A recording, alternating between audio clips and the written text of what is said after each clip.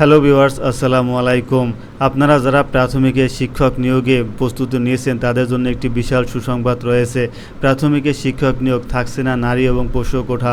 আপনারা জানেন বিগত দিনে প্রাথমিকে নারী কোঠায় ছিল 60% এবং পুরুষ কোঠা ছিল মাত্র 20% এবং পুরুষ কোঠা ছিল 20%। তো কোঠায় ছিল মোট নারী কোঠা 60% এবং পুরুষ কোঠা 20%। টোটাল 80% ছিল কোঠা এবং সাধারণ কোঠায় ছিল 20%।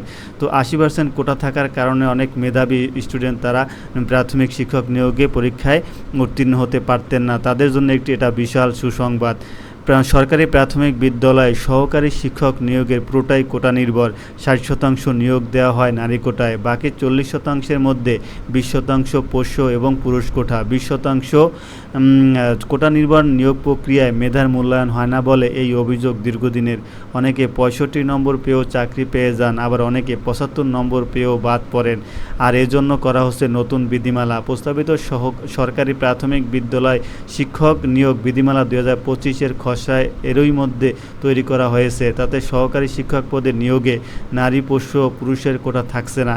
উচ্চ আদালতের রায় মেনে কোটা থাকবে মাত্র 7%, বাকি 93% নিয়োগ হবে মেধার ভিত্তিতে।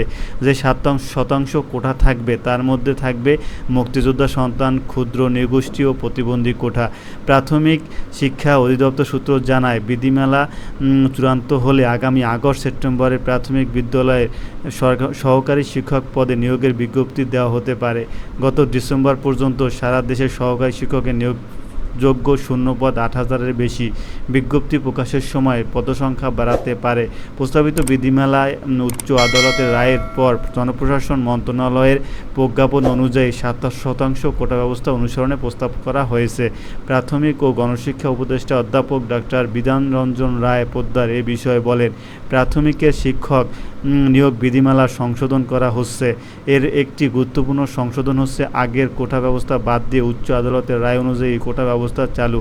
এর বাইরে আরও কিছু কোঠা পরিবর্তন করা হচ্ছে।